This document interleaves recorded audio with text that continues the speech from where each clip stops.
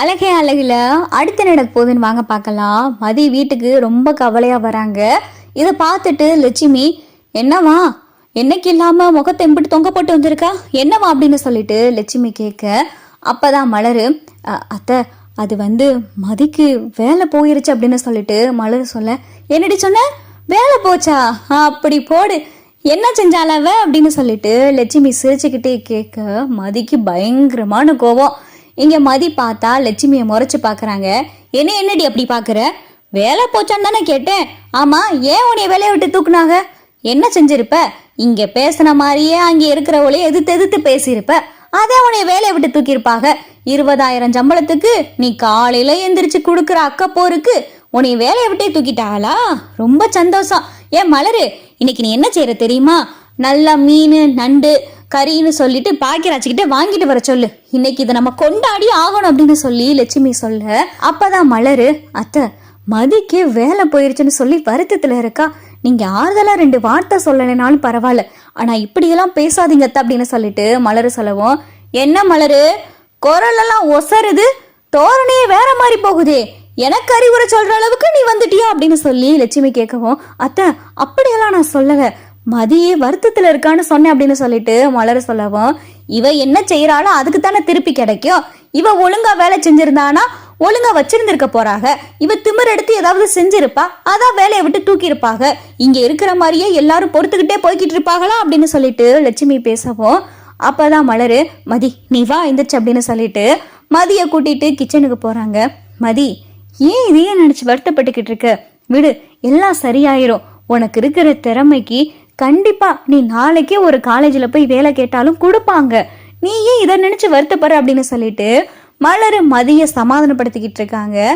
மலரு, நான் சொன்னதை செஞ்சியா இல்லையா, பாக்யராஜுக்கு போனை போட்டு நண்டு மீன் இறால வாங்கிட்டு வர சொல்ல அப்படின்னு சொல்லி லட்சுமி சொல்ல, அத்தை இன்னொரு நாள் சமைக்கலாமே, இங்க என்ன சமைக்கணும் சமைக்க கூடாதுன்றதெல்லாம் நான் தான் முடிவெடுப்பேன், நான் சொன்னதை செய் அப்படின்னு சொல்லி லட்சுமி சொல்ல, சரித்த நான் சொல்றேன் அப்படின்னு சொல்லிட்டு மலரு பாக்யராஜுக்கு ஃபோன் பண்ண, அப்பதான் மதி, அவங்க சொல்றதை நீங்க கேளுங்க, எனக்காக எதுக்காக, வேலை தானே போச்சு, பரவாயில்ல பாத்துக்கலாம் அப்படின்னு சொல்லிட்டு மதி போய் ட்ரெஸ் சேஞ்ச் பண்ண போறாங்க.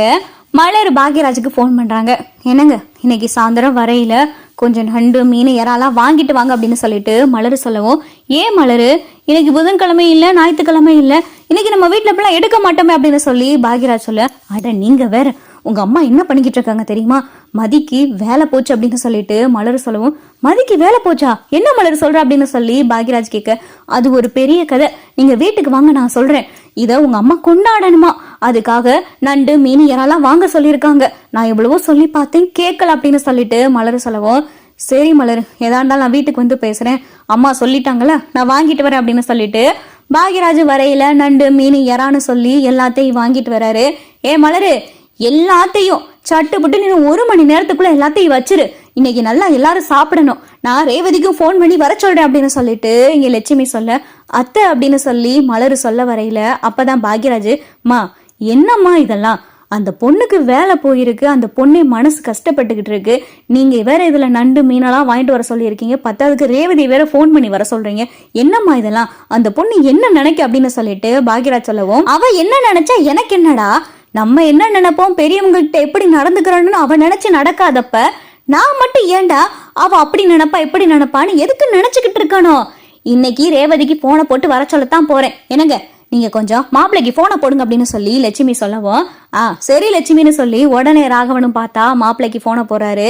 மாப்பிள்ள நல்லா இருக்கீங்களா அப்படின்னு சொல்லிட்டு ராகவன் சொல்லவும், சொல்லுங்க மாமா, என்ன மாமா அப்படின்னு சொல்லி தங்கராஜ் கேட்க, மாப்பிள்ள தப்பா எடுத்துக்கிறேன்னா இன்னைக்கு நைட்டு இங்க வீட்டுக்கு சாப்பிட வரீங்களா அப்படின்னு சொல்லிட்டு ராகவன் சொல்லவும், ஏன் மாமா என்ன அப்படின்னு சொல்லி தங்கராஜ் கேட்க, அது ஒண்ணும் இல்ல மாப்பிள்ள, அந்த மதிக்கு வேலை போயிருச்சான் அப்படின்னு சொல்லி ராகவன் பேச்சு வாக்குல சொல்ல, அப்படியா வேலையை விட்டு தூக்கிட்டாங்க போலயே அப்படின்னு சொல்லிட்டு தங்கராஜுக்கு எதுவுமே தெரியாத மாதிரி, என்ன மாமா சொல்றீங்க, உண்மையாவா மதிக்கு வேலை போச்சா, ஏன் எதனால வேலையை விட்டு தூக்குனாங்க அப்படின்னு சொல்லி தங்கராஜ் ரொம்ப நல்லா விசாரிக்க, அது என்னவோ தெரியல மாப்பிள்ள, இன்னைக்கு கொஞ்சம் வீட்டுல நண்டு மீன் இறாலாம் எடுத்திருக்கு, நீங்களும் ரேவதி நைட்டு சாப்பிட இங்க வாங்க அப்படின்னு சொல்லிட்டு ராகவன் சொல்ல, சரி மாமா நான் வந்துடுறேன் அப்படின்னு சொல்லி தங்கராஜும் பார்த்தா ரொம்ப சந்தோஷமா போனை பேசி வைக்க, மதி எல்லாத்தையும் பார்த்துக்கிட்டு ரொம்ப பொறுமையா இருக்காங்க. மதிக்கு அவ்வளவு கோவம் வருது, எல்லாத்தையும் சகிச்சுக்கிட்டு இருக்காங்க.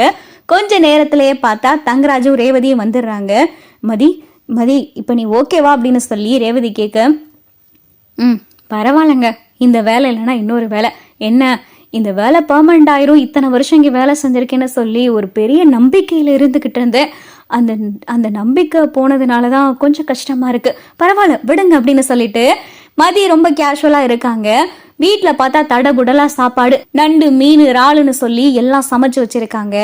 முன்ன இருக்கிறத விட ராகவன் பார்த்தா கொஞ்சம் எக்ஸ்ட்ராவே சாப்பிட்றாரு. இதை மலர் பார்த்துட்டு, மாமா ராத்திரி நேரம் நீங்க எப்பயும் 3 மீனுக்கு மேல சாப்பிட மாட்டீங்களே, இன்னைக்கு 2 மீன் எக்ஸ்ட்ரா சாப்பிட்ருக்கீங்களே அப்படின்னு சொல்லிட்டு மலர் சொல்ல, அதனால என்ன, ஒரு நாள் சேர்த்து சாப்பிட்றதுனால ஒன்றும் ஆயிராது அப்படின்னு சொல்லிட்டு ராகவன் சொல்ல, அப்பதான் லட்சுமி, என்ன நீமா மாமா சாப்பிட்றத பார்த்து கண்ணு வைக்கிறியா அப்படின்னு சொல்லி லட்சுமி சொல்லவும், அத்தை கண்ணெல்லாம் வைக்கல, ராத்திரி நேரம் மாமாவுக்கு செமிக்காதே அதனால சொன்ன அப்படின்னு சொல்லி மலர் சொல்லவும், அதெல்லாம் ஜீரக தண்ணி குடிச்சா சரியாயிரும், என்னங்க நீங்க நல்லா சாப்பிடுங்க அப்படின்னு சொல்லிட்டு லட்சுமி பார்த்தா கூட மீன் நண்டு எல்லாத்தையும் எடுத்து வைக்கிறது.